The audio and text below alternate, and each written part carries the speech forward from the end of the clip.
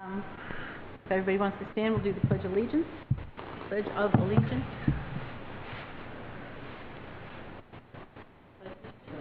To the flag of the United States of America, to the republic for which it stands, one nation, under God, indivisible, liberty and justice for all.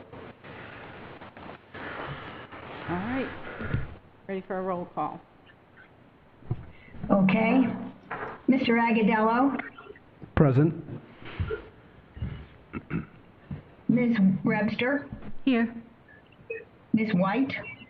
Here. Mr. Renzi? Present. Mr. Denise? Here. Mr. Morrow? Here. Mr. Sims? He is not here. Okay. Thank you. I think that's everyone. And we don't have any announcements tonight. And I believe we don't have any modifications to the agenda, or do I ask? I have none. Do any committee members have Anybody any? have any agenda modifications? No, ma'am. No? Thank you. So we need to approve the minutes, the meeting minutes from June 22nd. If you've all read them over, if somebody wants to make a motion to approve, or if you have any changes. I make a motion we approve the... Mr. Denise makes a motion to approve. Do we have a second? I will second that motion. Mr. Agadello? Agadello. Thank you. Lewis made, seconded. All in favor? Aye. Aye. Anybody opposed? No.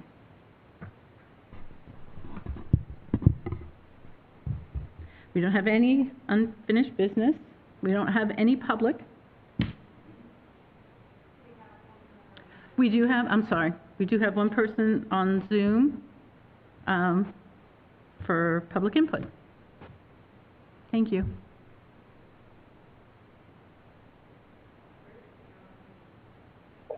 Hi, my name is Ruth Callahan, and I understand public input comes before your new business. I wanted to let you know that I am attending today in support of the Parks and Properties Integrated Pest Management Plan.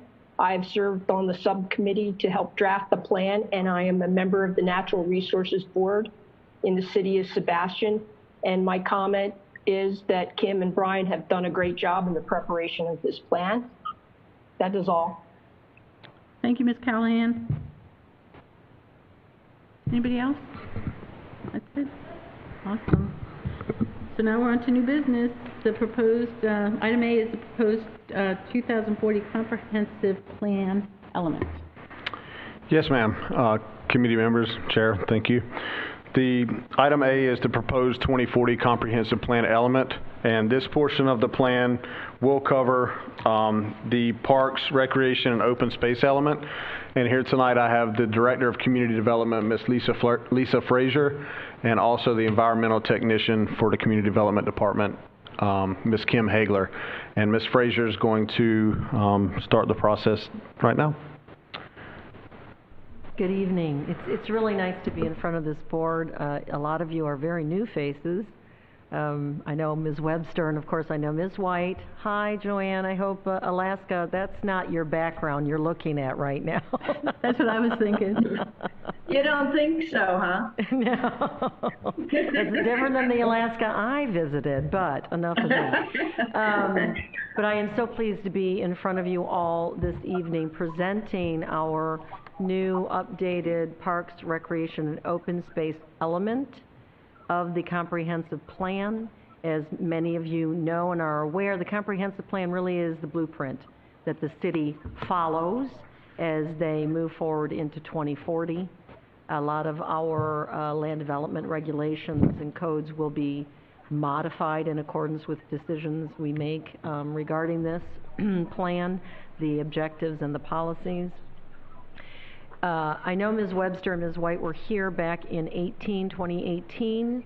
When I came on board with the city, we already had a contract with Treasure Coast Regional Planning Council, which we brought to fruition.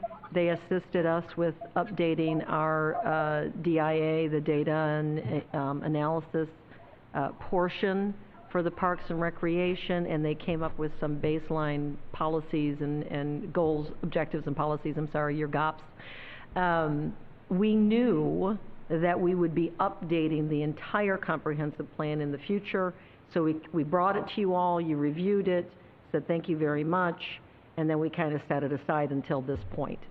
So we're excited to bring it back to you, and I bring this up to you because you will note that a lot of the maps in the back were created by Treasure Coast Regional Planning Council back at that time, correct? And they were responsible for us putting together the master plan that is on our website today, the Parks and Rec and Open Space Master Plan. Brian and I, well, I should say CDD staff and park staff worked very closely at coming up with, we felt, applicable goals, objectives, and policies that really spoke to what this community, where the community is at today and where we could be in the future. We also worked very closely in updating the facilities and park tables that you find within there, that you've looked at in there.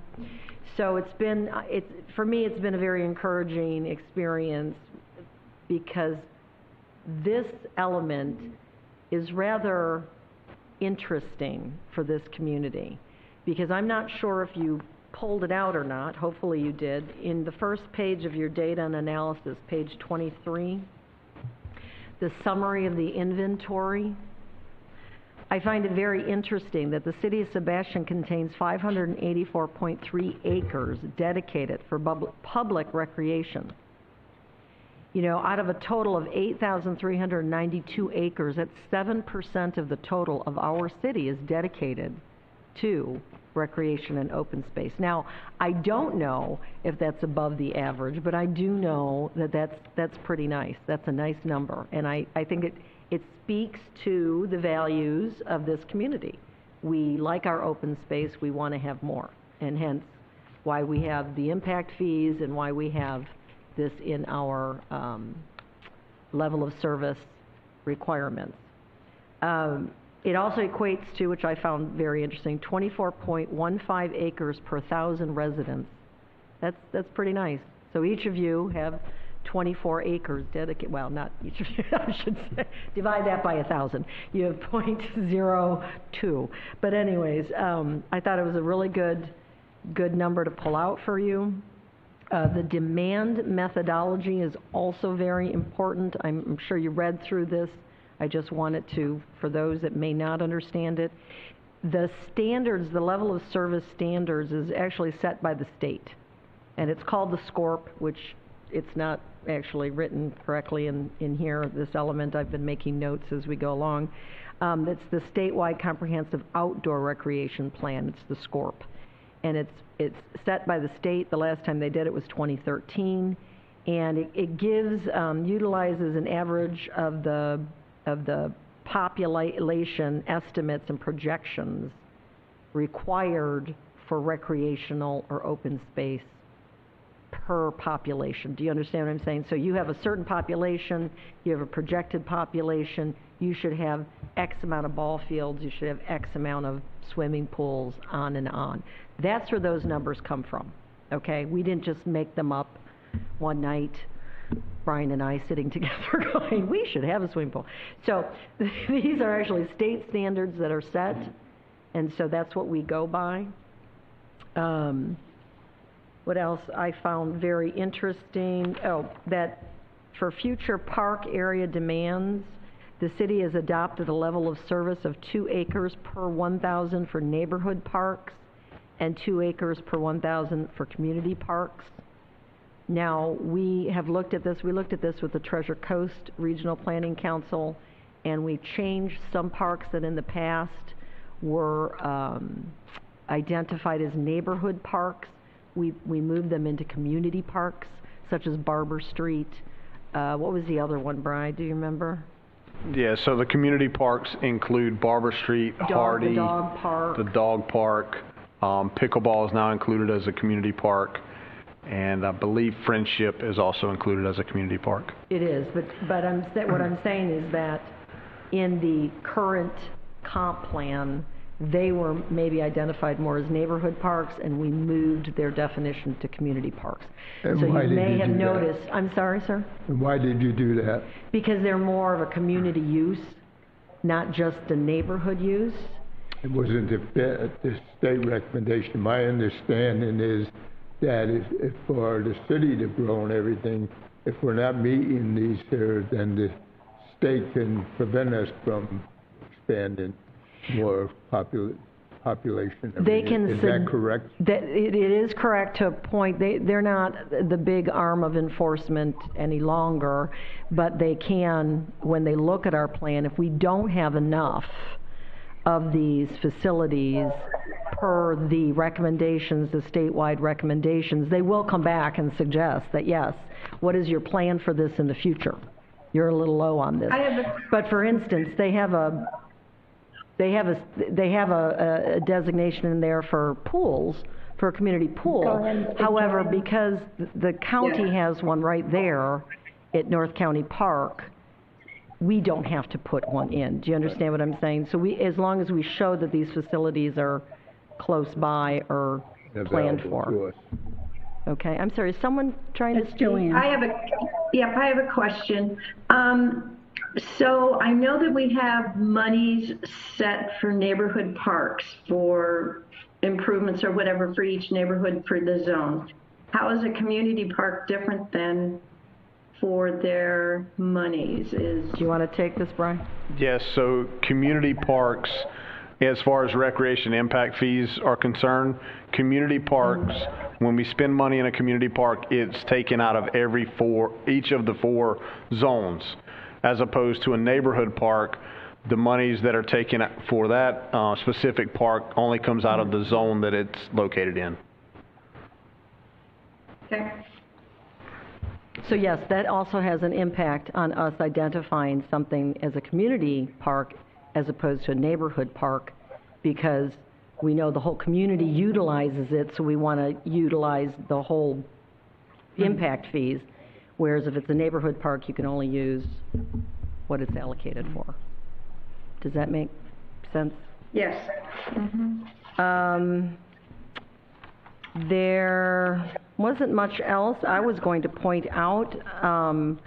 We have it that, you know, we'd like to open it up, obviously, for the board to discuss and give us your input, but I want to make it clear that your input doesn't just necessarily stop tonight, right? If something comes up in the future, we won't be presenting this to the P&Z until August 20th.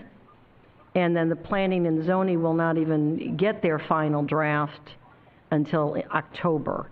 So at any time the public or you, the board, have any questions or have any inputs or ideas, please feel free to submit them to Brian or to myself or to Kim or whomever at the city, and we'll incorporate it.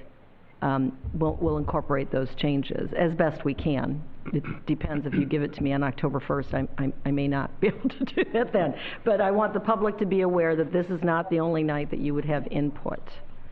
Okay? And at the end of this meeting, we're asking for you to at least vote on a recommendation to approve with changes or approve as is to send forward to the Planning and Zoning Commission for their review. Does that sit well with everyone? Okay. Yes. Did you, excuse me, the property, the general development, I think we had 58 acres, have,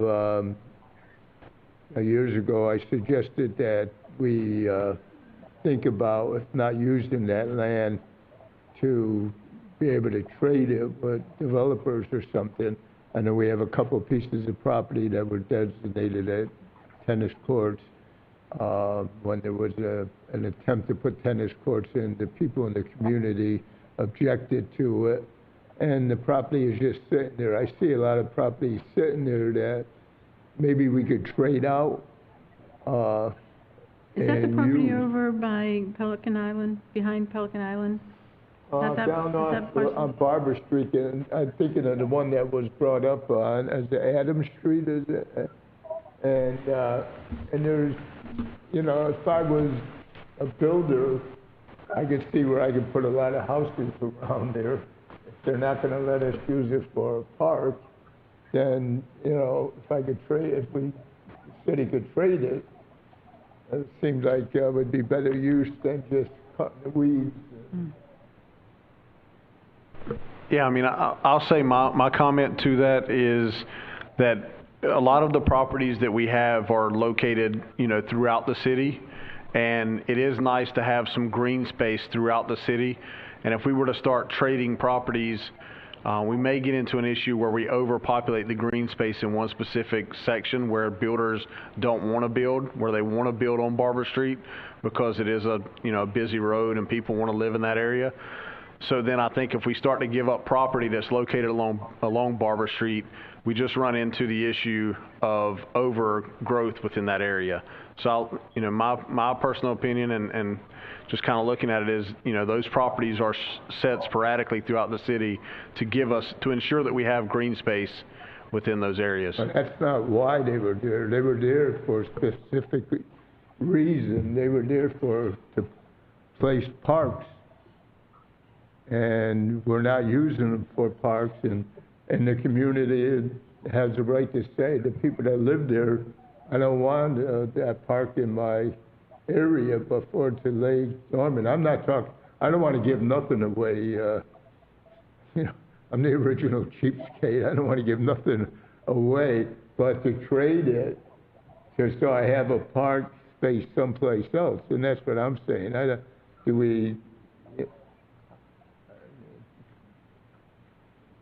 Well, I think I'm just wondering if you had looked at that. I like to see us more involved, and I know, you know, I usually take off for a month in the summertime, so I plead guilty to that.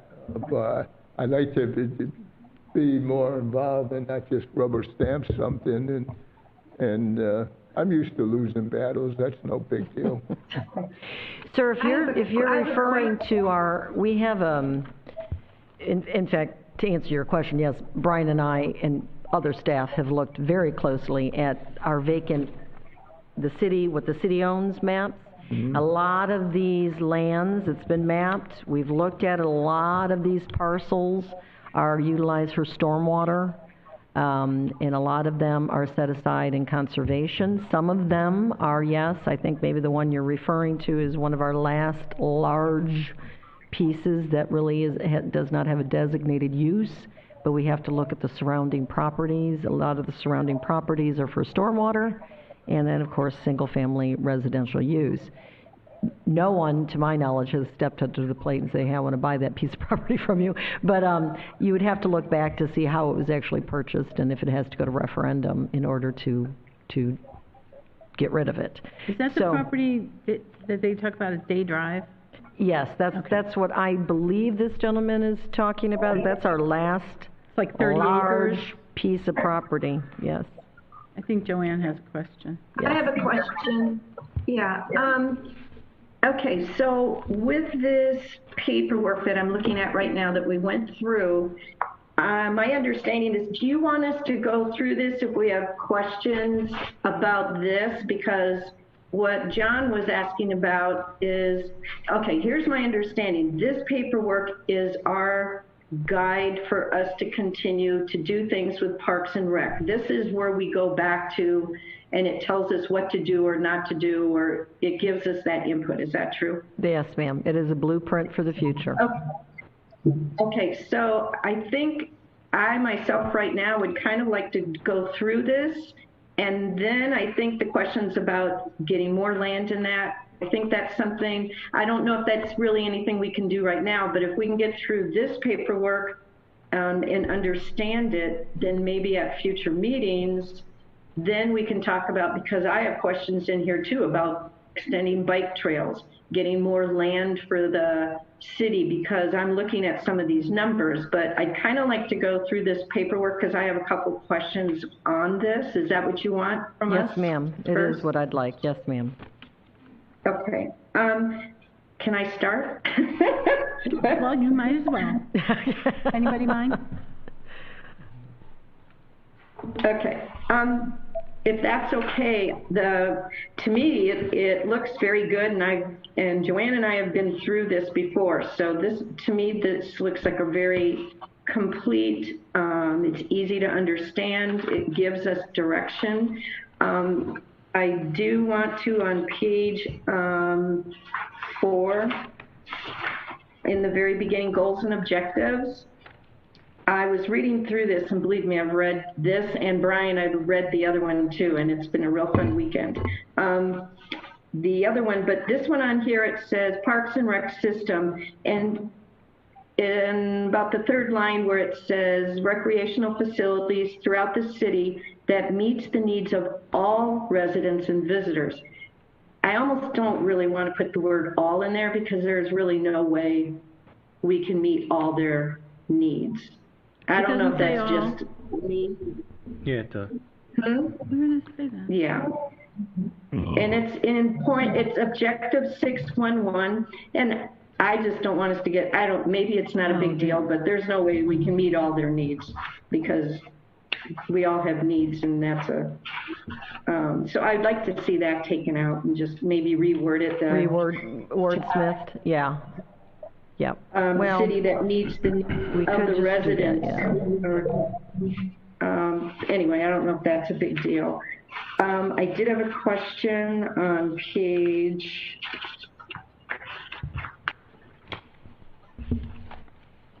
I wrote all this down. On page 10, and funding sources, a city shall pursue grants, foundations, and other public-private funding in 6153. Mm-hmm. We do that, right? I mean, that's ongoing. Yes, ma'am. Is that, okay. And then the joint school and park thing, I highlighted that. We've talked about that before. I'm glad it's in here because I think that's something the committee, we need to really push on that, having joint working with the school district. But right now I'm glad it's in here because it gives us something to go back to because it'll be in this paperwork. Then my other one was page 24. And I think it was something with population. All right, page 24. On there it said April 1st, 2017. It's in the summary inventory. Yes. So is that saying at the population at that time? Because, okay, let me go back and read this. We have 204 acres of nature preserve, acres of unimproved, and other special facilities based on the April 1st, 2017 estimated resident population. Right. So at that time, this is what we needed, or this is what we had? That was the population. We're just doing the census now. So that's the population. Okay. And then towards the bottom, I circled community. We need more land, and that's always been a big thing with me, but I think we can address that at future meetings.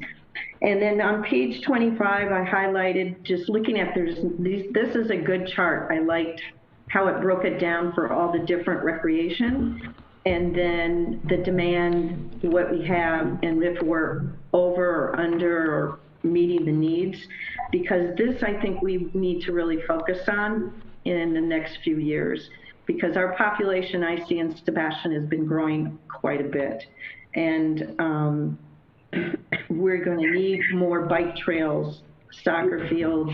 We're going to need those things. So it's in here, and it shows us that those are things we can focus on just because the population's growing.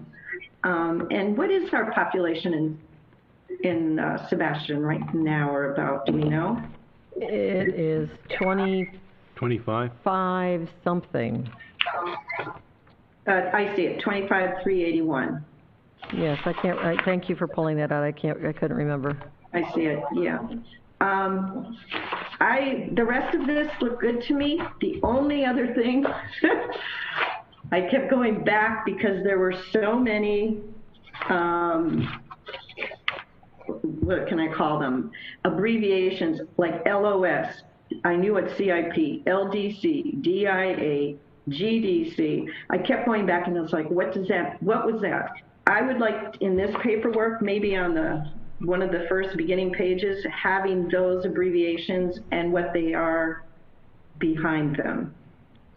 Thank you, and that is actually something that we have planned to do.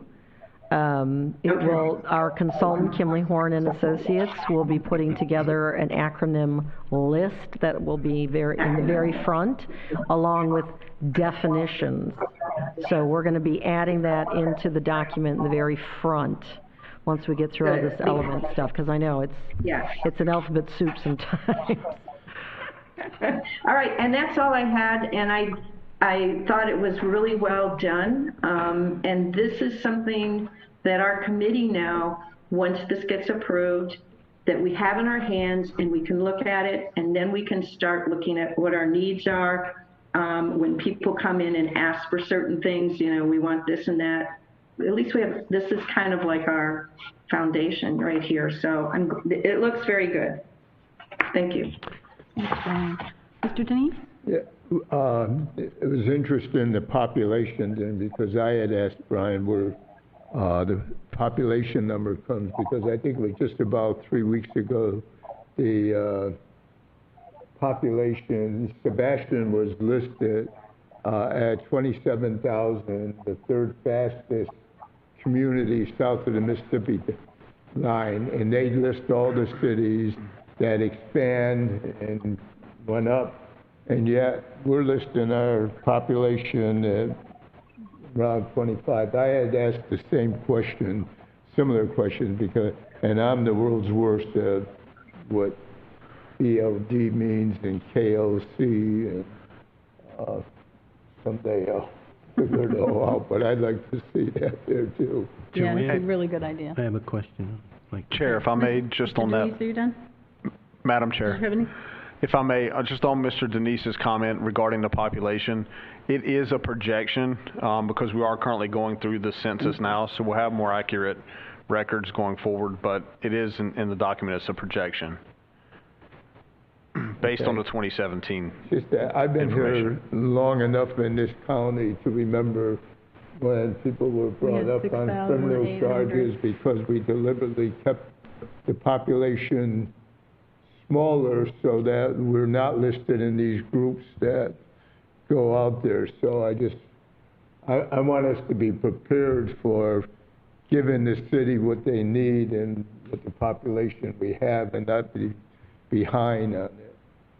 So, All right, Mr. so I Ramsey? apologize. I do like to compliment you the work here. I don't know what I could have added to this. It's an outstanding job, I thought.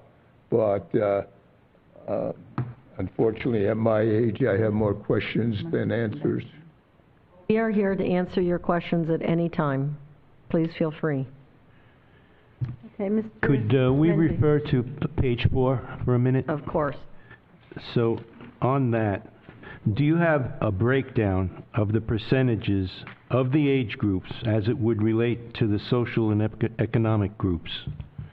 In other words, what are the parks being built for? What age groups? The elder people being included or just the younger people? How do you get that breakdown?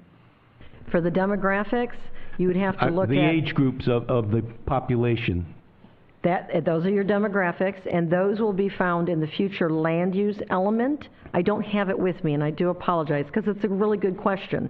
What you're asking, I believe, is here we have so many neighborhood parks, and we have so many community parks, but what's the population demographics that we're serving, correct? Yes, exactly. And the wonderful thing about a comp plan, how it should be written and utilized, is that each element complements itself, correct? But the state requires that we break up the master plan, if you will, into our future land use, into our housing, into our transportation, into our parks and rec. But you would have to then turn back to future land use to find out the demographics. And truly, sir, I don't have these things in my brain. But pretty much the median age in Sebastian is around early 50s. We're fairly balanced between female and male as far as those demographics.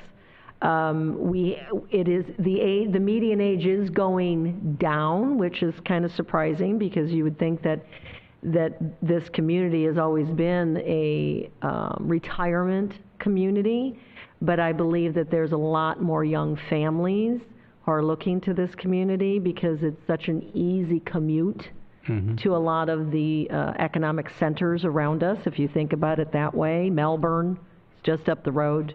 Palm Bay, even Vero, even if you want to go to Orlando or down south to Jupiter. So there's the economic centers are pretty an easy commute, and so I believe the trend is going more towards young families because this is a great community, right, to raise a family, and so I think that's why we're seeing that trend down.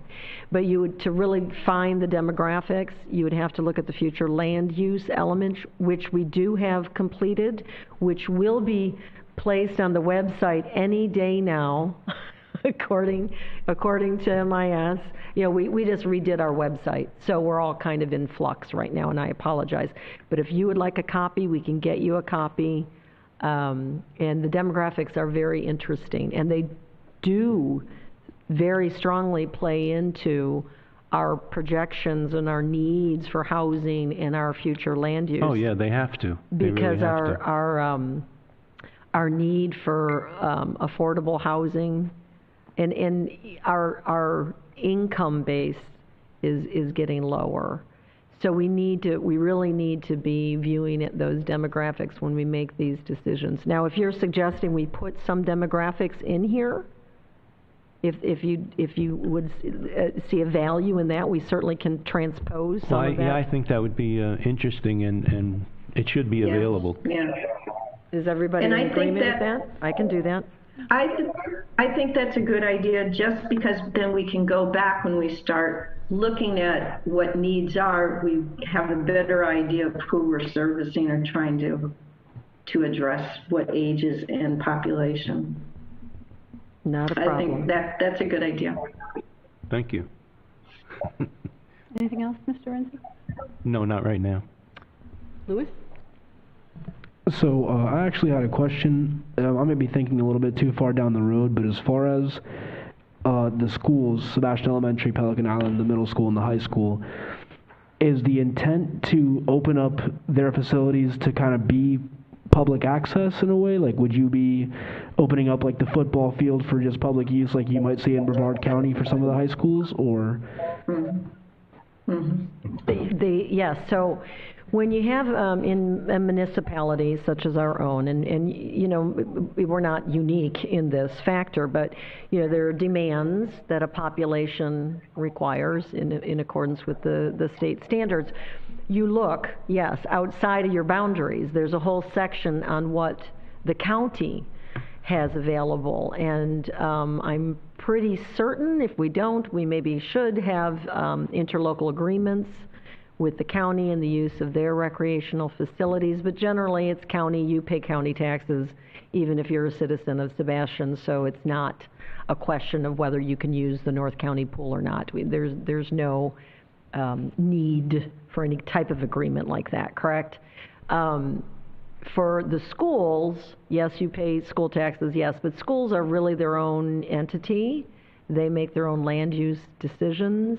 And so if they have facilities that they maintain and they take care of and they try to protect from any type of vandalism or anything like that, then it's good to have an agreement, some type of use agreement. I mean, we have use agreements, Bri, with the football teams and things like that. And so that's what may be encouraged and you may want to pursue, just to see if there's any facilities that they have that.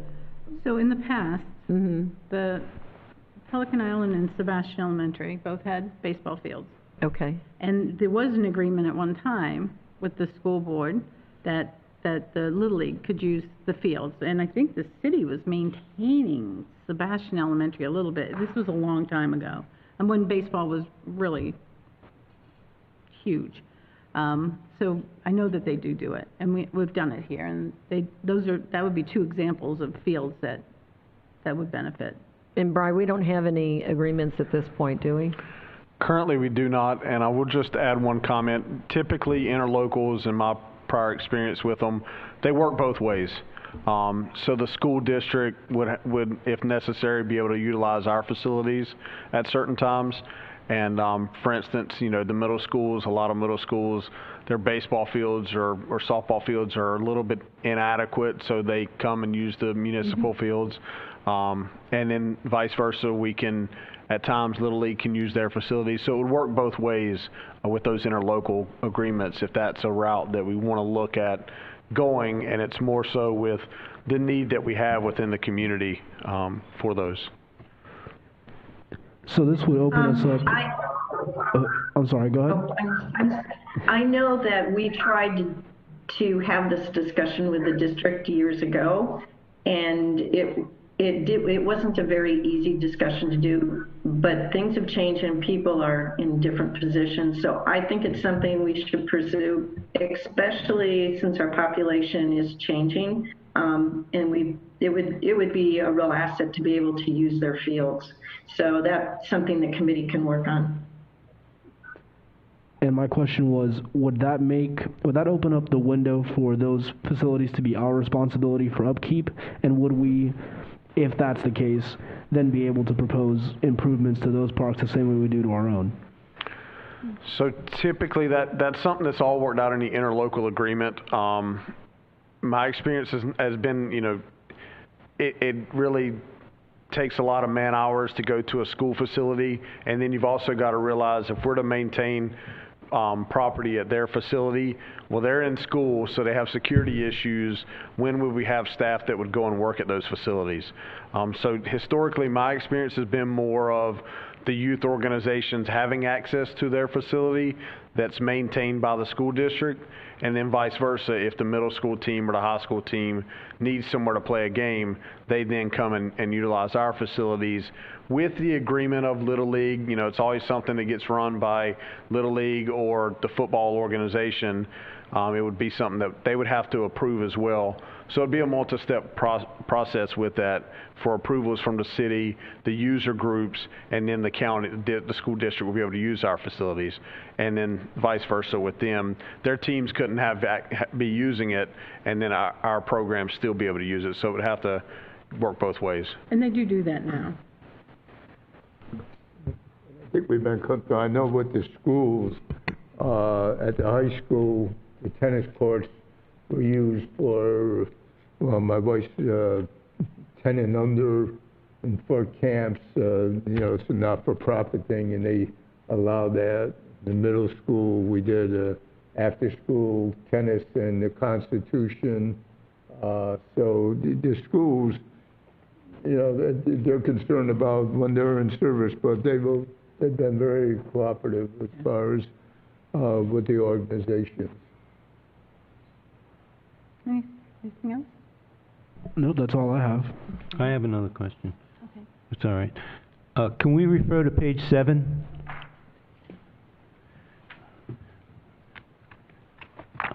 On page 7, policy 61116, crime prevention through environmental design.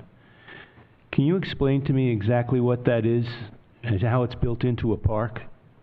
Yes, that's a great question. It's something that I know this community actually supports, because 2 police officers, I believe they're still certified, they're still on staff, correct? Because I know Michelle Morris, our former chief of police, used to tell me, Lisa, I have 2 certified SEPTED police officers on staff.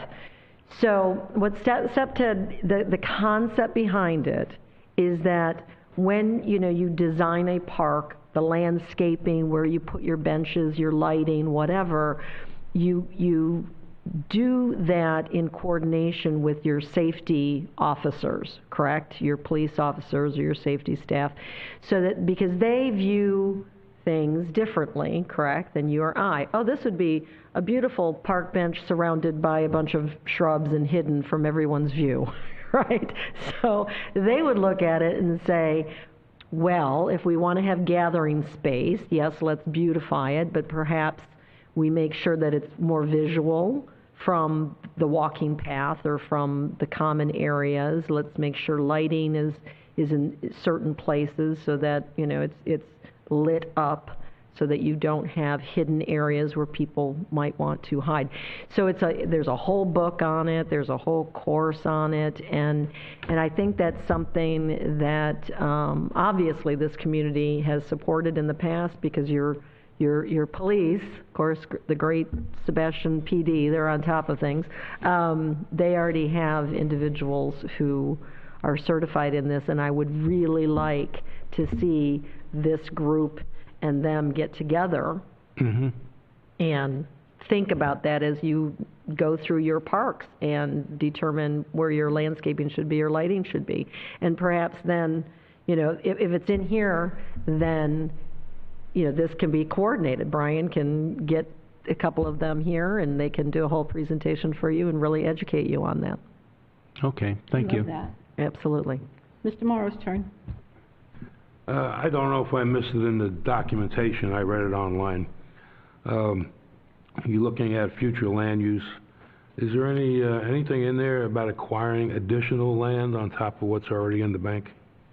Yes, we have objective on page 7. Objective 6-1.2, we have a whole section on land acquisition and how the city may want to go about, you know, looking for additional property for recreation and open space. And I believe it has been brought to our attention that, you know, we'd like more land for trails and hiking trails, even unimproved trails. Now, I know that I had a question myself for the consultant that I'll go back to them on regarding there's a whole section saying how you're going to have a deficit identified for hiking trails and unimproved bicycle and hiking trails, right? But I mean, Brian and I and Merbert, I mean, we hiked a bunch of things and really mapped them out. So I don't know if that was a fallback from the Treasure Coast version or if this is the new version. So I have a question on that. I don't know if you have a deficit on that, but we're going to look at that. And I think if you want land acquisition, there should be an objective that we put in there regarding how we might go about it. One of the items that is brought forward is acquisition of land in the coastal high hazard areas, you know, wetlands and endangered open space, you know, our different habitats like scrub habitat. So if those are identified as priorities, if you'd like to add more to this section, please let me know. Okay, thank you. Is that it? Okay, my turn. I like this plan. I think it's a good plan. Thank you. I've seen several places that were to encourage community outreach and it promotes environmental education activities. And I really like that. And I hope that we can do something like that. I'm just thinking like, even down by the river, there's some kind of educational, something that you can leave there and kids can come and do things. Do you know what I mean? We do that at the Working Waterfront. At least we had a whole oyster gardening program that Kim set up and did, and we did it with a grant from the Indian River Lagoon. It was a whole program. Didn't we just get on YouTube for this? It went on for 2 years, the education element. There's still, in Fisherman's Landing, where the installation is, the boards the boards there, the flip boards, have all the information on the project, and there's even a scavenger hunt and other activities on a table there, so the kids can help themselves and walk around the area and learn about the area.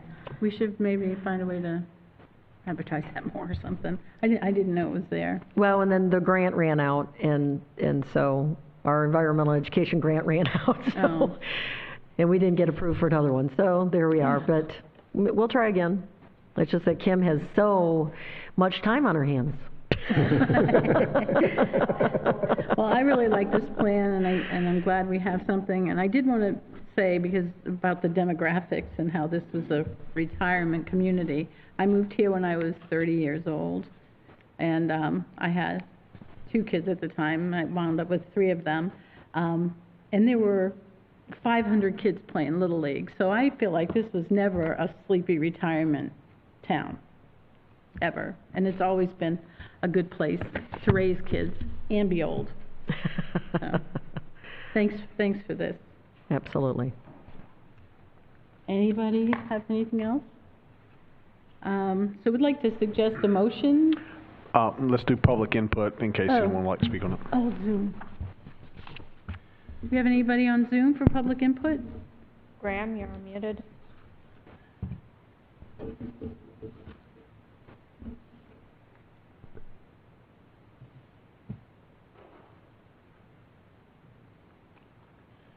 Graham, you're unmuted. There we go. Does that take it? Does that Yes. do it? Okay, sorry about that. I'll make the same deal with Lisa that I did on the comments earlier today. Name and address. Graham Cox, 1213 George Street in Sebastian. Thank you. I have comments, about a dozen comments under quite a lot of these sections. So what I'll do, Lisa, is send you an email or memo that's got them all in there. We won't prolong this meeting. But I want to mention a couple of things. Follow up on the discussion you had on integrating with the schools. Pelican, I can speak for Pelican Island Audubon Society and say we are now looking at the whole way we do education, especially with 5th graders. Instead of the kids coming to Audubon House, we're looking to send staff out to work in the schools themselves and get the kids outdoors on the campuses at the schools. So part of that will be, we have about 1,000 oak trees that we want planted and a lot of native plants. So one of the things that we're now working on is how do we get to more schools so that they make good use of their campus, the school campus, and learn about nature in the area that they live. So I will put that in a note to you, Lisa, to explain how it's going to work. If we can get to that over the next 2 or 3 years. The other was a discussion about the open space and the golf course. Before the COVID thing, I was having discussions with the golf course management people about getting groups. We're not playing golf, but want to go bird watching because there's a lot of bird watching opportunity on the golf course. So I'd like to put in a little bit on the golf course about the recreational opportunities there are besides playing golf. I'll leave it at that, and I'll give you a list of the 10 or 12 issues or topics that I want to call to your attention. Thank you. Thank you. Anyone else? No, ma'am. Okay. So now can we make if somebody wants to make a motion to, this is to bring it to the city council, is that correct? Planning and zoning. Correct. Recommendation to pass this on to, with your recommended instructions, if you will, or input, to the Planning and Zoning Commission for their review, and then they recommend final, and then it goes on to City Council. And then City Council has to recommend approval, and it goes on to the state. So it's a process. Does somebody want to make a motion? I make a motion to it. Recommendation. I'll second that motion. Mr. Renzi made a motion, and Mr. Agudelo has seconded. All in favor? Aye. Aye. Anybody opposed? No?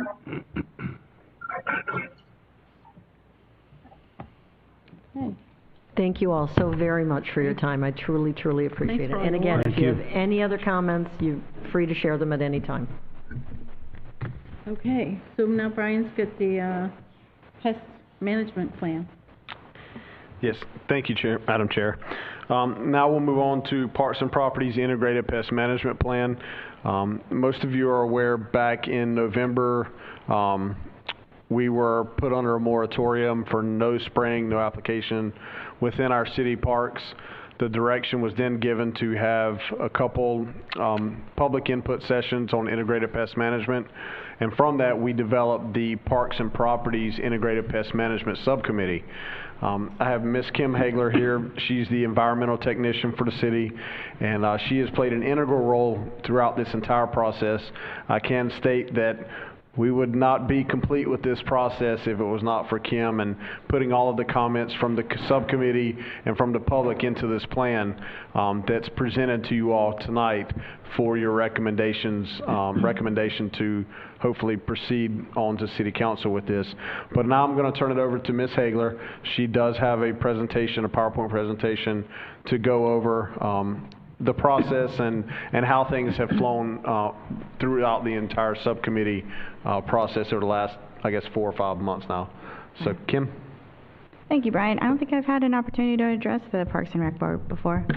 But like I said, my name's Kim Hagler. I'm the environmental technician. I handle environmental inspections, environmental planning, review. I'm also the GIS specialist for the city. That's a mapping, so I do all the maps. I'm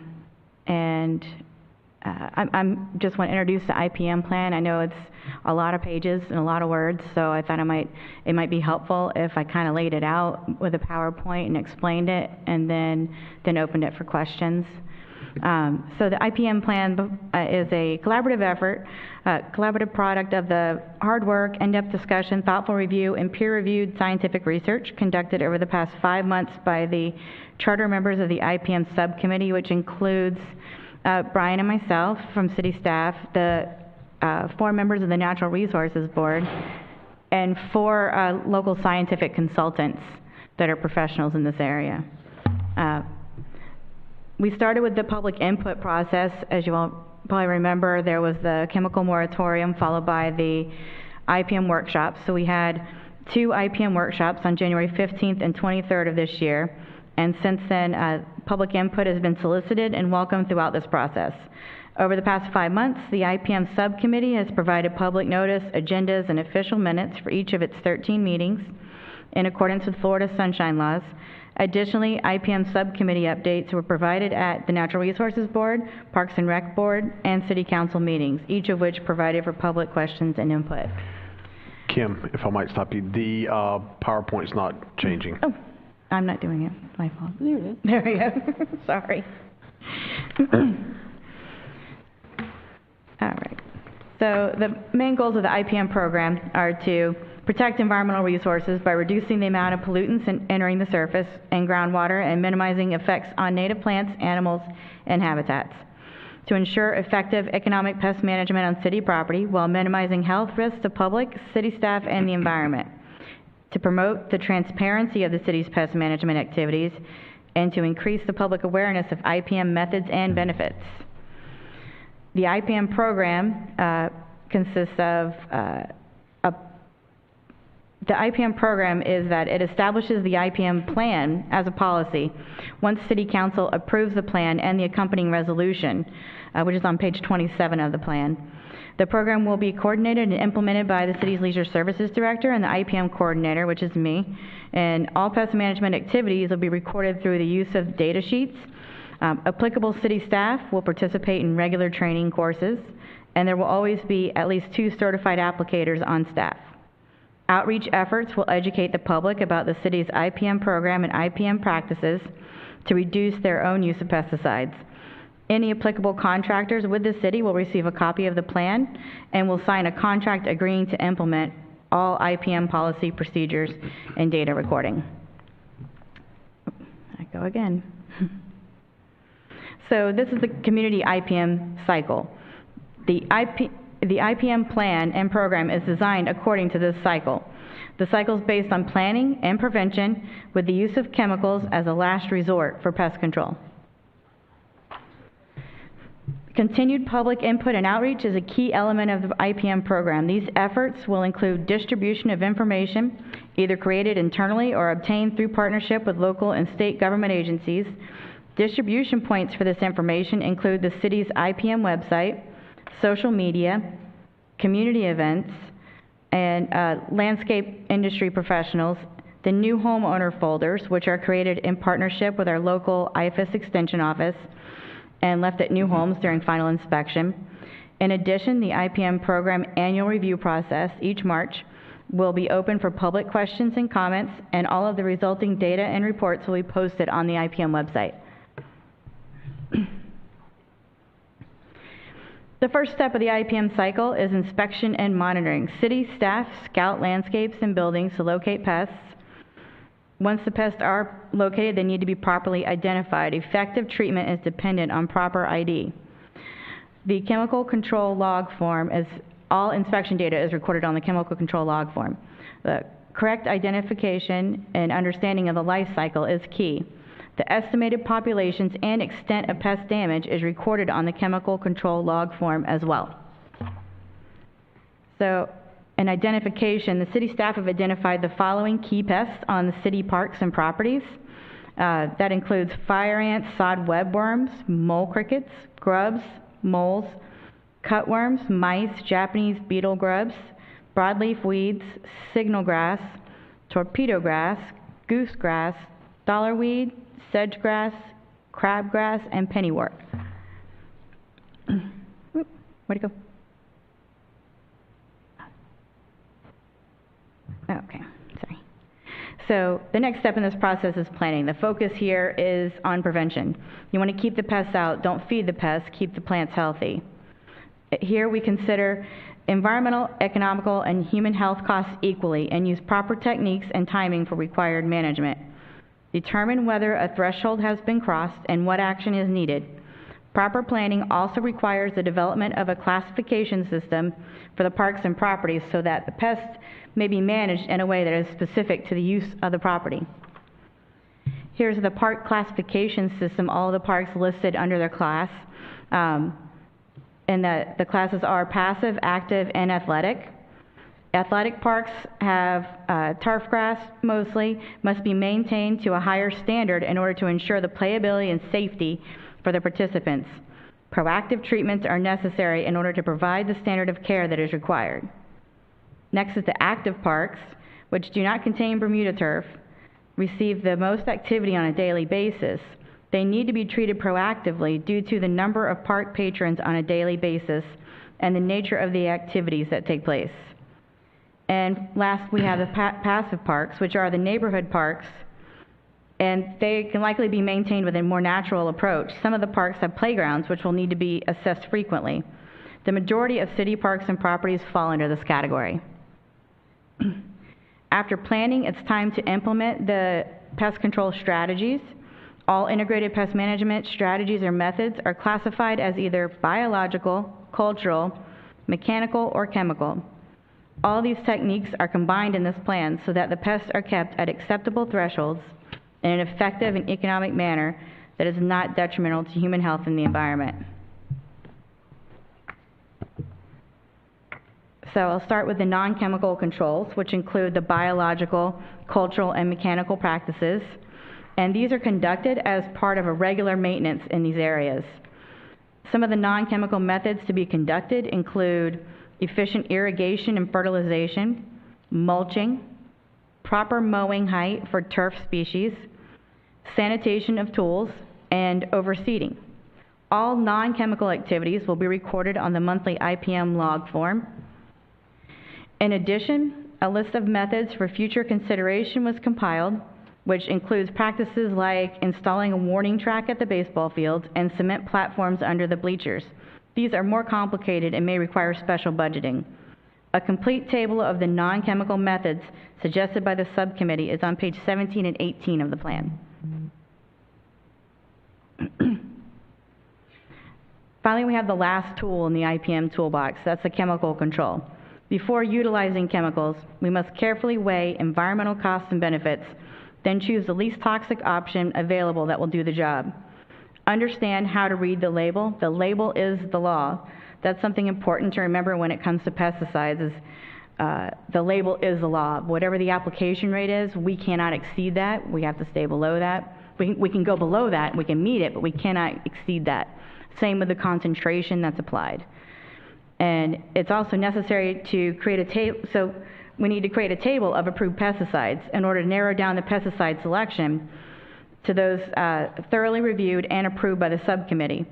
And finally, for when chemical control is required, a pesticide use methodology must be clearly defined. And here's our pesticide use methodology. The chemical control should only be utilized when biological, mechanical, and cultural controls are unavailable, impractical, ineffective, or fail to reduce pest populations below tolerance thresholds. The recording of all inspection and pesticide application data is on the chemical control log form. Determining a proper application rate, mix chemicals, and calibrate equipment accordingly. Routinely scheduled applications and broadcast applications should be avoided. Buffer zones must be established to protect bodies of water. Safety data sheets will be on site at all times. Notification signage must be posted in treated areas at least 24 hours before application. And pesticides utilized are restricted to those on the approved pesticides table, which is on page 23 of their plan. And here's an excerpt from the approved pesticides table. It's a comprehensive list of approved pesticides which have been thoroughly reviewed by the subcommittee. They've either been previously utilized by city staff, recommended through the University of Florida IFAS Extension Office publications, or discovered through the extensive staff and committee member research. Selection of pesticides for use are based on a combination of something called a low environmental impact quotient, which we'll discuss in a moment, and low cost and maximum efficacy. The approved pesticide table includes pertinent information and chemical attributes such as active ingredients and their percentages, EPA registration number, targeted pests, a cost rating per 1,000 feet squared, and the observed staff efficacy of the product. And the graphic here is just like an excerpt of it. So first, to discuss the biopesticides. In the IPM subcommittee's quest to provide pest management options that are not only effective but also have the least possible risk to humans and environmental health, biopesticide options were reviewed extensively. Biopesticides contain only naturally occurring substances. They tend to break down rapidly, so they do not persist in the environment. They typically pose the least risk to non-target organisms, and they are fast-acting. So on the surface, it would seem that those are the only options that we should really be pursuing. But as we researched a lot of the options further, we found that there are also potential risks associated with the application of these natural products, and that we had to consider. So because biopesticides break down easy, they often require multiple applications, which may multiply the environmental risks. So even though they were minimal, if they had to be applied 5 times more, that multiplies that risk. And these products are also exempt from EPA review, so they may not even be registered for sale in the state of Florida, which means that the city cannot legally use it. No EPA review also means that there is little to no data on the long-term risks or efficacy of the product. Lack of registration can also mean that there may not be a consistent mass-produced version of it available. And for these reasons, while there are many natural pesticide options listed on the approved pesticide table, it is not feasible to only approve biopesticide options. So this is that environmental impact quotient. I know it looks really intimidating, but we don't have to actually do the math. So in order to assess the variety of potential effects each pesticide could have on the environmental and human health, the subcommittee adopted the Environmental Impact Quotient, or EIQ. Developed by Cornell University, the EIQ is a numerical model for pesticide selection. The formula takes into account factors such as toxicity to humans, leachability to groundwater, runoff potential, soil persistence, and the effects on non-target terrestrial and aquatic species. Basically, the risk of each chemical is a product of its overall toxicity and the potential for exposure. I know it looks really complicated, but luckily Cornell has published a table of commonly used chemicals and their pre-calculated scores. So for your reference, on page 43 of the IPM plan, you can review a complete breakdown of every factor in this formula.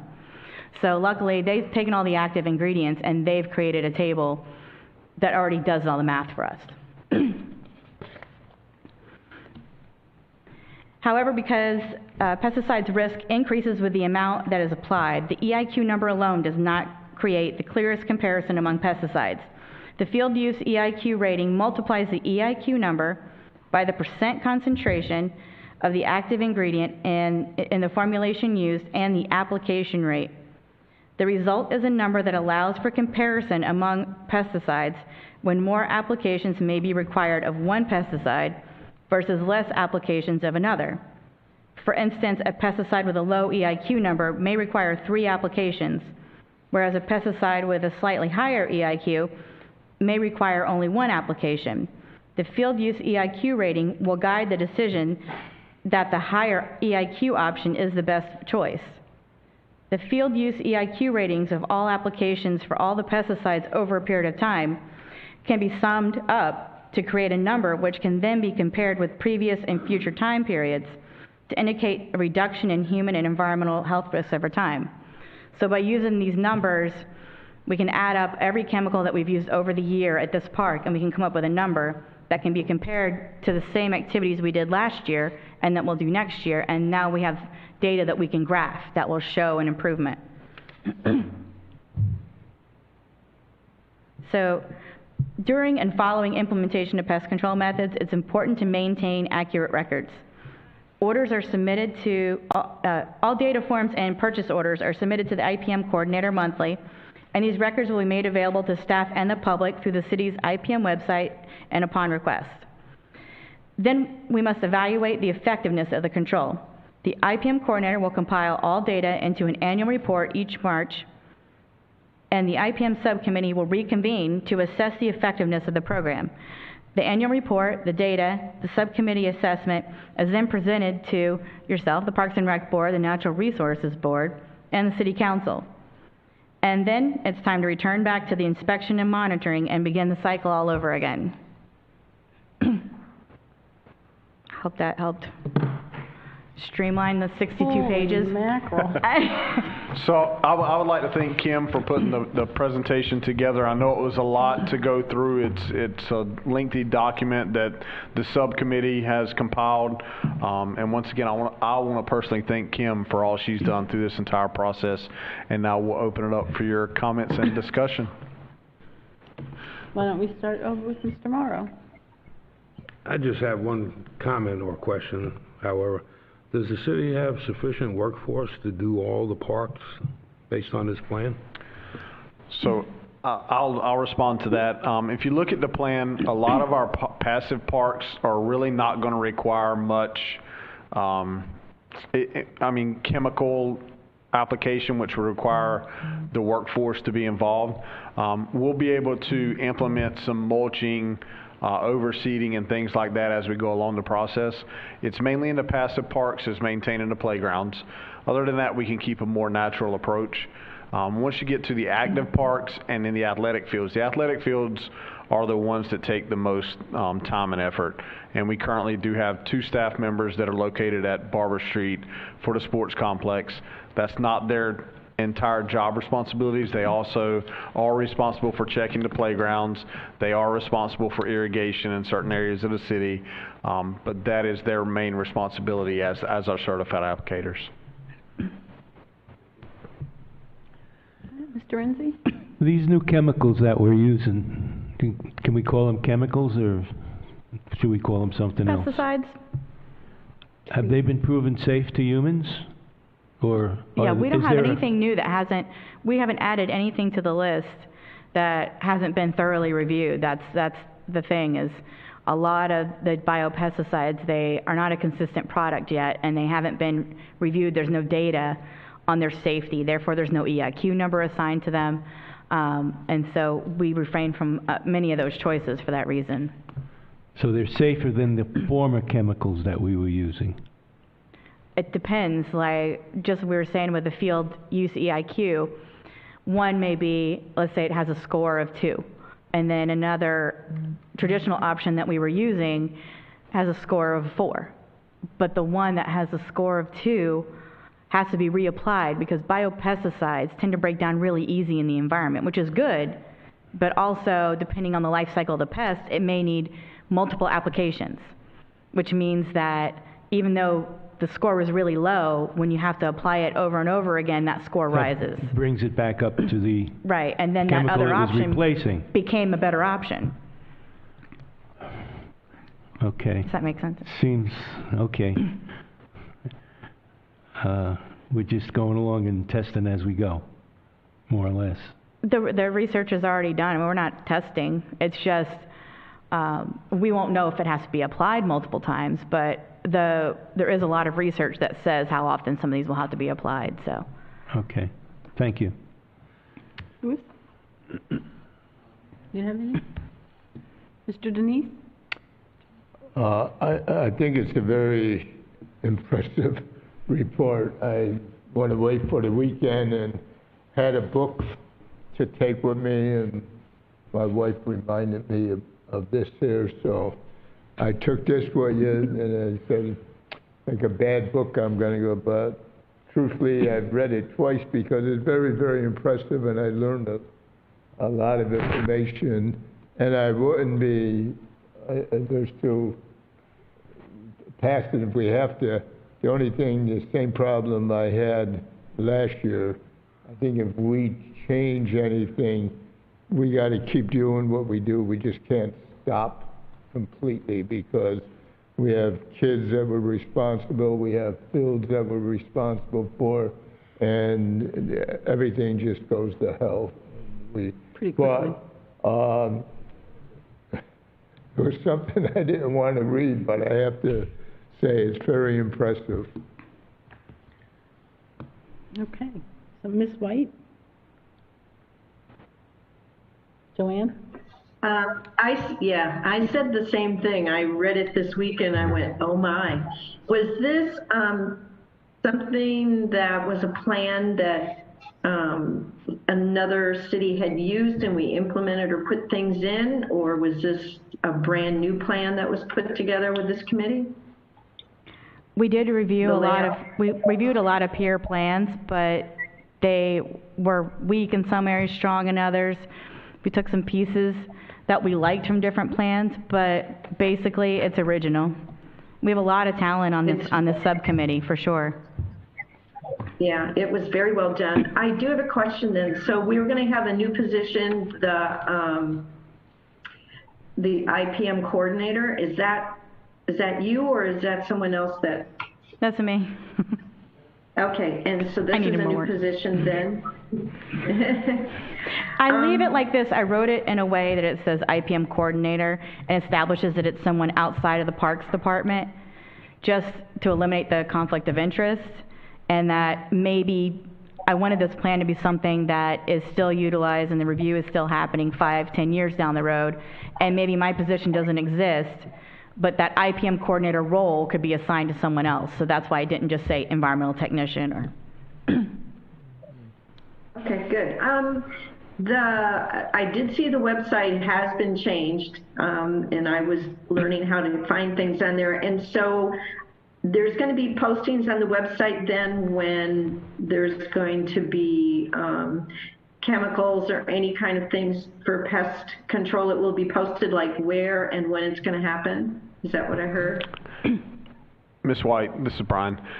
So what we're going to do is once this entire integrated pest management plan and resolution are put into effect by the city council, we will have a dedicated website that is on the parks page and also natural resources, so it'll kind of go between the two, but it'll be a website that you can access from either side, and we will have the information on there, and we will also be posting signage at the parks so that people will know at least 24 hours in advance before we are going to be applying any product within our parks.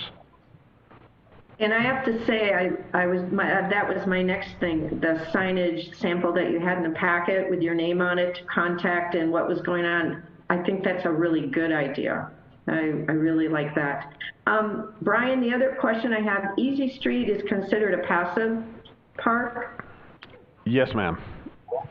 Okay, so will fire ants be addressed at that park? Because there is a lot of people, they don't stay on the sidewalks there. People with dogs usually sometimes do, but people are cutting back and forth on the grassed areas all the time. And there always seems to be quite a bit of fire ants. Will they address that as a passive park? Yes, ma'am. So, you know, technically in passive parks, we mainly look at the playground areas within those parks. But if we do see, we have to reach a certain threshold level within a passive park before we'll treat it for fire ants. If there's a couple ant hills, you know, off to the side where no one really goes to, it's not a threshold level that we feel the need that we need to treat in a passive park. However, once, you know, it starts to impede on the walking trail or the main areas that people are within that park, then at that time we will be able to treat it.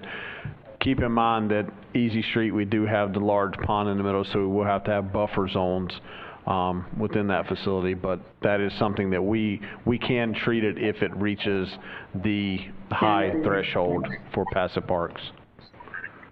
Is the buffer zone, is that 10 feet from the water then? So we have a minimum of 10 feet. A lot of the products, you know, always on the label have a buffer zone that you always have to go by. So 10 feet is typically the lowest that you would ever see. So that's a minimum, and then we'll go by the label. There's some labels that require us to be, you know, 25 up to 50 feet away, depending on the product. And when you do fire ants, is it a granule or something different? It depends on which product we're using. We do have a bait that's granular. We also do have Top Choice is an option for athletic fields, and we do have a cross-check possibility that is not a granular product. But some of the natural products also, Orange Guard is not granular.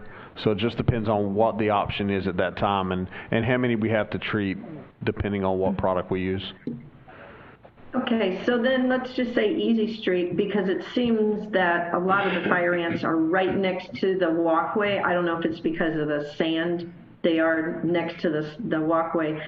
Does your lawn person, when they're cutting grass, are they the ones that are going to be stating that there's quite a few fire ants? Are they the person that would do that? Yes, they would be, and then also we do have our certified applicators are going to the playgrounds and the surrounding areas. So if it's, you know, typically you're going to see, if the threshold is high, you're going to see the fire ants when you go around the playground there, and the immediate area are going to be there. If not, then we'll have our maintenance crews that are out there weekly, and then also general public. When we get inquiries on that, we can send someone right out there immediately to assess the situation. Okay, thank you. I'm very impressed with this. I think you can tell there was a lot of work put into this, and I want to thank the committee that worked on it, because I know it was a lot of work. But it's they did a good job. Thank you. And I have the same thing to say. For me, it's like reading a math book, so it makes your head explode. It was very impressive. You guys did a lot of work, and your committee and everybody is just really pretty amazing to get it done and get it done so quickly. You know, you were kind of put on the spot for it. So I thank you all for everything you did with that. It's a great job. That's it. Do we have anybody from the public on Zoom? One. Graham, you're unmuted. Thank you, Val. Graham Cox, 1213 George Street. I was delighted to see Kim's summary of the report. I think it makes a lot of good midnight reading if you want to do it. I helped with Brian and with Kim, and it was a pleasure to work with them. The crucial thing for any integrated pest management plan is public vigilance and public involvement, I think. And so I would encourage members of the committee and all the committees, as well as the public who may be watching this, to say, you know, if you don't speak up, then we'll never know what the problem is. So, and you can track them down a lot easier when we do the plants. For example, the lady talking about the fire ants in a particular part. we need to know these things. Kim needs to know, Brian certainly needs to know. And this plan will be looked at on a regular basis. It's not a one and done thing. You've got to keep looking and be vigilant. And that's all I want to say. Thank you. Thank you. And Madam Chair, if I could just add a couple things. As Dr. Cox mentioned, this is a working document. You know, it's our first go round at it, if you want to say. So we do have plans if it gets approved. Obviously, if it doesn't, then we'll have to revisit it sooner. But our plan is to meet in 6 months, and then after that, we would come back typically on a yearly basis. If we find the need that we need to do it every 6 months, that gives us an opportunity that there's new products coming out every single day within the pesticide industry. So it gives us a chance to start to visit some of those if they come out. If we have something that comes out in the immediate, we can always reach out to the subcommittee and have a Zoom call or a discussion with a conference call or something like that with the committee to have that input. But it is a working document, and we are going to be moving forward, hopefully, with improving it as we go along with this. So now we need a recommendation, or do we make a motion to send this? We're asking for a recommendation for the plan to go forward to city, approval of the plan to go forward to city council. To And NRB. so it will go to NRB next week. However, as opposed to the comp plan, I think we need it to be approved by each board, not approval to go to NRB and then approval to go on. I would say approval by this board, and then we'll get approval by NRB at the meeting next week. I think it's next Tuesday, correct, Kim? So we'll have this board, NRB will review it, Natural Resources Board, and then it'll go forward to City Council later this month. Can I make that recommendation, and then we vote on it? I'd like to recommend that we send this forward. Everybody else? Can we vote? Okay, so do we need to vote, or? Yes. Okay. So I've made that recommendation. Mr. Denise seconded it. Everybody in favor? Aye. Yes. Aye. And that's a yes for me, so that's unanimously approved. Yep. And thank you all, and once again, thank you to Kim for all of her hard work. Yeah. Thank you. Joanne? Brian, I have a question. So this looks like it'll be on the agenda for City Council towards the end of the month then? Is that what you're saying? The 27th. Yes, ma'am, for the meeting for August 27th. Okay. Okay, Brian, you have staff matters? Thank you, Chair. As I do each month at this meeting, I want to give you all an update on the projects that we have going on within the department. The first one is the Friendship Park tennis courts. That one moved along pretty quickly once we got approval. I was working with Welch Tennis Court, the contractor that was selected, and they got us in really quickly. Other than that, it was going to be pushed out past October, and I kind of didn't want to wait that long. So they started work last Friday at the courts. They finished the project today. We're scheduled to reopen the tennis courts on Friday. There has been some discussion amongst staff, and I've got with the city manager of us, once we reopen on Friday, we possibly will start charging fees once again. We ran it a little bit in as we got closer to the project starting with some, individuals that would show up and play for 15 minutes and, use the courts and then walk away. And they were kind of using it as just come out, play, sit on the sideline a few minutes, then come out, play a few more minutes.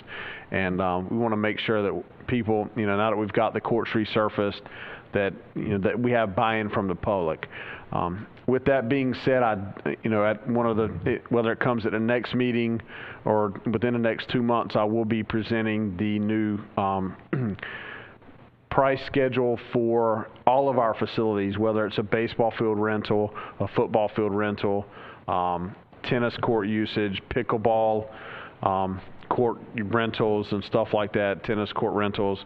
All of that will be coming forward in the coming month or 2 months, just depending on how quickly I can get all that put together. But that will be coming along. But like I said, the Friendship Park tennis courts, we are going to reopen to the public on Friday. So we will make sure that information is posted on the website as well. Brian, one question. Yes, sir. The Friendship courts, are they strictly used for tennis? Yes, sir. Okay. I have a question too. I think when we start talking about fees, I think you have to take into consideration what we're responsible to give to our community. And when we have things like Little League and these other people that are contributing, or like the Friends of Tennis that sits there, I still take calls at my home from, I don't know, 20 years ago when the city had me on. If you information about the parks, I get calls going in there. I think we have to think about not-for-profit organizations. This past year, we didn't do that, but my wife runs a not-for-profit. She's going to be partnered with somebody else for, I don't know, 20 years. They do 10 and under. The high school kids, when I was coaching the high school team, came out to help with the little kids. You have to get the programs printed up. You have to take them to the schools. They have to approve them. Then you have to deliver them all over, and then you take those calls in. And I'm not complaining. Each year, it costs money to run that program, for the city. And those are things that I think our city has to do. It helps the high school team because they learn how to sit there and coach. As a coach, it helps you because you're wondering, does this person understand what I'm saying? Are they paying attention? And then you see them with a little 8-year-old, and they're telling them something that you told them the previous year. You know you're getting through. And this is what builds the program. You can look at the high school program in the last 2 years and how bad it is. And that program not running because of health things and because of, now this year, because of the virus. These are the kind of things that are important to our city. And I think when you're looking at funding, I don't think we have to make money on everything we do. So, I think we have John, what is your point there? What are you trying to bring out? What is your point? I think that when with not-for-profit organizations, we have to consider that, rather than me being a tennis pro, making a living out there on the tennis courts. So you're in favor of not charging to the courts? Not for certain organizations like the Friends of Tennis, what they're doing. So, question, do they charge to play at Schumann? No, ma'am. So wouldn't you just recommend just using Schumann? Well, he's talking about pricing for everything. And if it's Little League, if it's Pop Warner football, I think all these organizations make the city. And that's our responsibility, I think, to sit there and make people, to keep them healthy. And I don't think we have to be looked at as a profit center. That's No, Madam Chair, if I may, just for clarification, staff is going to be bringing a recommendation for facility rentals or facility rates to this committee, which will then go on to City Council. City Council will have the final yes or no. We are not looking to go to the Friends of Sebastian tennis organization at Schumann and start charging there. What this rate schedule is basically going to entail is the clay tennis courts at Friendship Park, which we currently do charge. We're going to evaluate the fees that we charge there. The Barber Street Sports Complex, we have, since the fields have improved and we're doing a lot of improvements there, we are getting a lot of tournaments that want to use our facility. We hosted a few of them this summer until COVID-19 began to increase and we had to put an end to it. We currently are not able to charge them more than $100 a day to use our baseball fields. and that is a very low rate when you look at the revenue that is generated from these tournaments. So this fee schedule is going to address that. It's not something that we're putting in place to charge Little League. We're putting it in place to charge outside organizations that are coming in for profit or not for profit, but they're generating revenue on our athletic fields.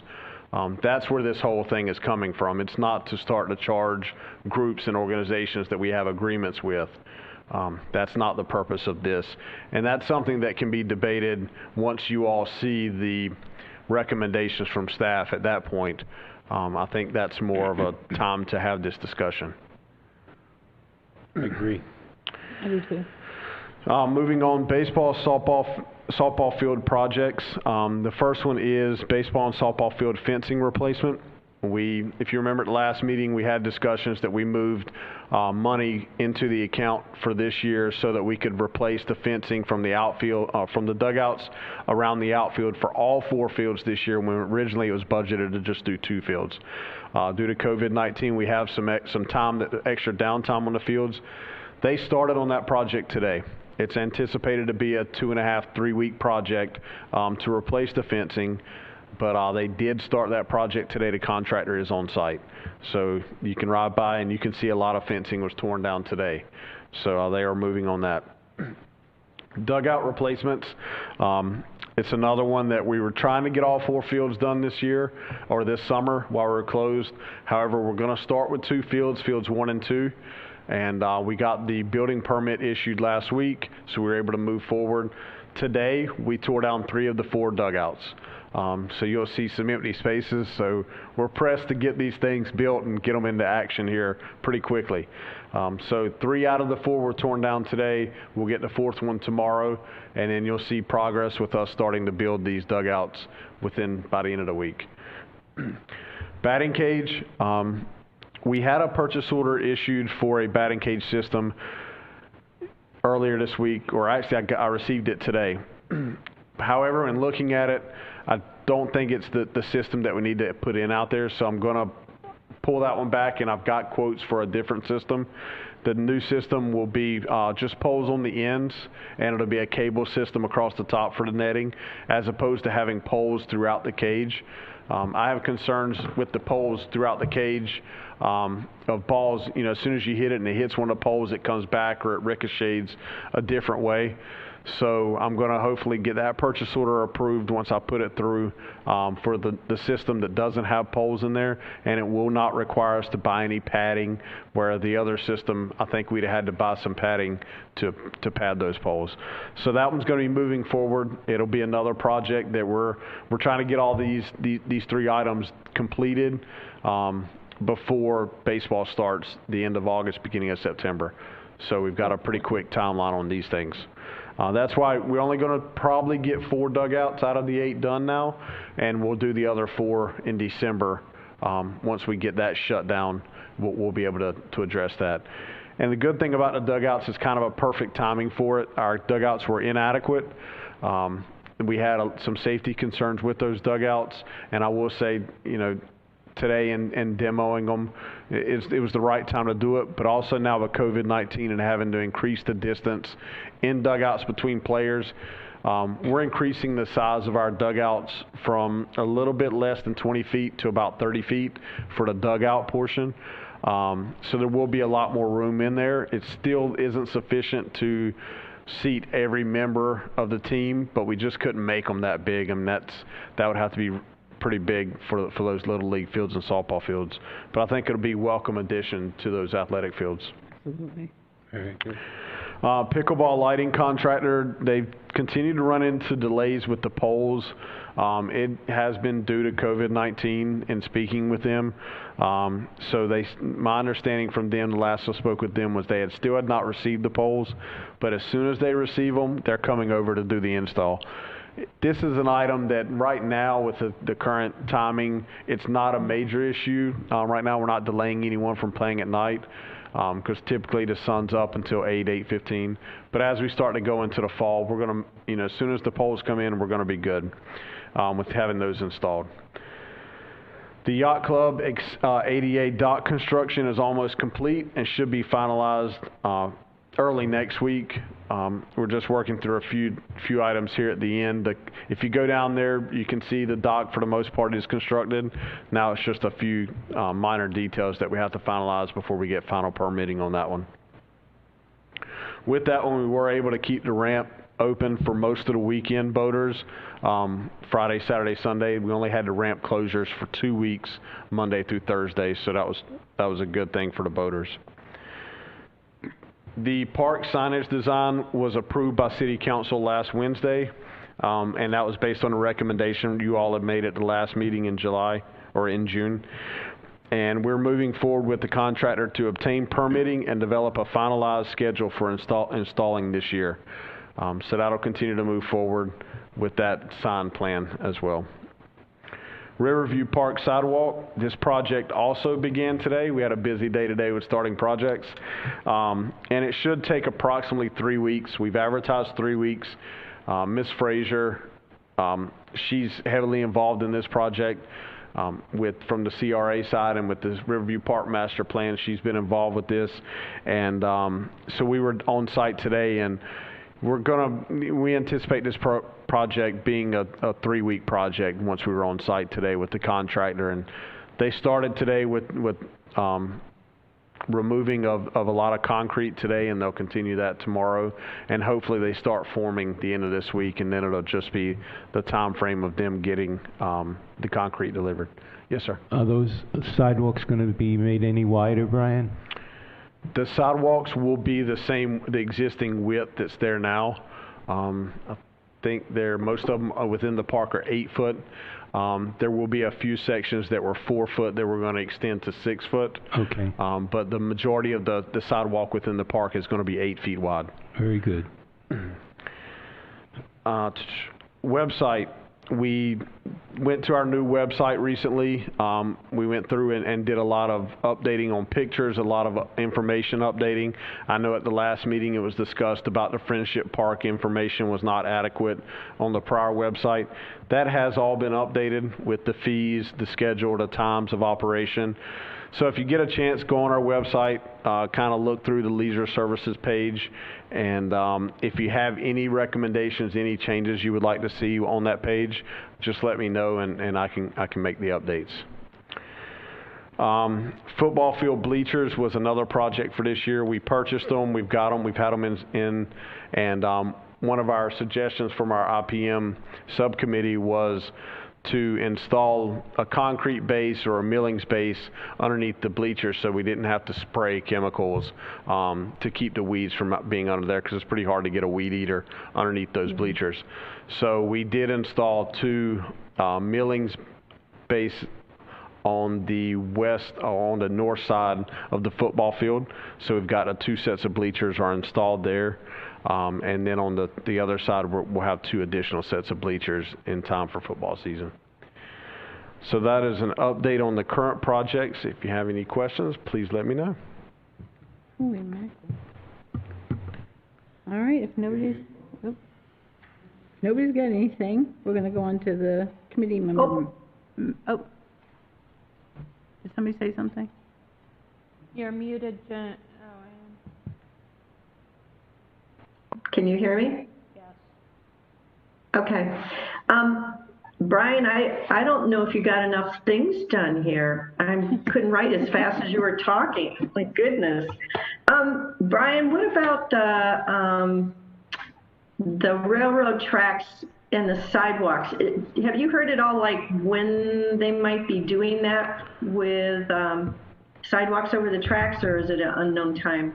I have not heard an update on that. I do know that, in speaking with the city manager, that was part of the discussions with the new Brightline Virgin trains, is that they will be installing sidewalk access across the railroad tracks at 3 of our locations within the city. So here at Main Street is one of those locations. As soon as I get an update on that, I'll pass it along to the committee. But I did not have an update of that for tonight. Thank you. And one other item I did fail to mention, and Ms. White, when she spoke, kind of reminded me, Garden Club Park, we did, or not we, Ms. Hagler recently worked with the Audubon Society. And can you just elaborate a little bit on what happened there at that site? Yeah, the Audubon Society graciously has some native plants they donated to a project. I don't know if you're familiar with Garden Club Park. There's actually an arbor there that at some point had a garden, but there was nothing there. Brian and his team, they cleared it out for us. They put in a new border, and we added a selection of native plants, well planned out, and then supplemented with native wildflower seeds, coreopsis seeds. So we're looking forward to see what that grows into. Eventually, once the seeds get established, we'll set a path and put a bench in there. Nice. And it'll be our first native demonstration garden, which attracts native pollinators and native enemies of pests. So it helps with our biological control. And it's something we'd like to see spread through the other parks as well. Well, there's a perfect area over there at the Hardy Park.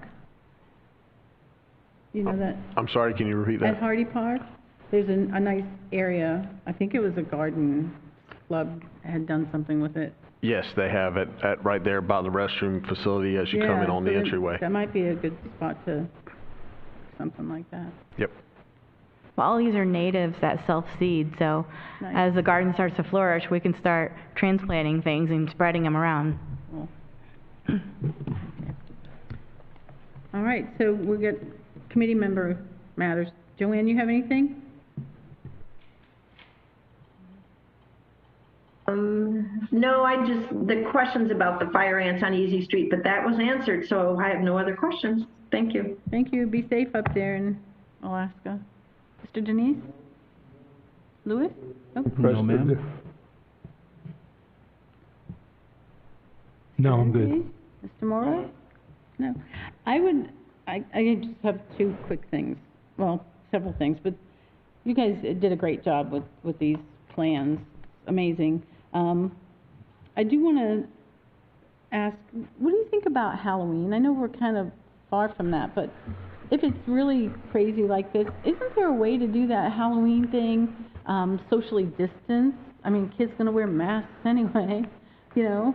Wouldn't there be a way to do that since it's outside, or think about maybe still doing it? Yes, we can have that. From a staff level, it's funny, one of my staff members asked me the other day, and I'm like, oh, it's too early to think about it, but not in reality. Once we sit down, and if we want to do something that is a little bit more social distancing, and if we want to move forward with the event, that'll be something that we have to look at and start planning now. So, we'll start throwing around some ideas and look at what's happening and what we potentially could have take place for that event, and see if we can't make it happen. Once again, it kind of just depends on the times and what's happening. See how if things have settled down a little bit more, And that kind of reminds me a little bit, I did fail to mention under my matters, the Freedom Festival from July 4th was postponed to September 5th. At the last council meeting, we had the discussion amongst the council. We are going to move forward with the fireworks display. That is the only portion of the event that's going to take place. There will not be a parade. There will not be an event in the park. It's only going to be the fireworks. So at the next meeting in August, I'll have an updated time. We've discussed with the fireworks company and announcing a time that we're going to do it. We have had some internal discussions here at the city with our MIS staff, not to put them on the spot or anything, about possibly being able to broadcast the fireworks show. That's something that we're going to really have to take a close look at with them and see if it's even a possibility. But that idea has been thrown out as well, so that people that can't attend in person can see the fireworks on the TV or Facebook Live or something like that. Yeah, that's a good idea. Then there's this place in Palm Bay, and I know I brought it up a couple of times. It's the Space Coast Field of Dreams. It's an amazing park that if we could have partnership with somebody to bring something like that into Sebastian, I think it would be just amazing. And I do know somebody's been working on it, Julie Villers. I don't know if she still is. I haven't heard anything lately, but it's for special needs, I mean, all kids can use it, but it's really amazing. I don't know if you've seen the park or... I have not heard anything from anyone about this, other than our discussions that have been here in the committee meetings. Yeah. So I can look into it and see what's happened up there with this field. I'm assuming it's a turf type facility or a... It's huge. It's on Minton Road, I think it is. It's Space Coast Field of Dreams. Okay. And it's Palm Bay. I'll It's really look into amazing. it. Just look at it. It's just really nice park. You know, down the road would be good for us. Yes, ma'am. And that's all. Thank you so much for everything, you guys. So we need any items for the next agenda, let Brian know, and the next meeting will be August 24th. Okay, so let's make a motion to adjourn. Do we have to do that, or we just adjourn it? Okay, yay, we're adjourned.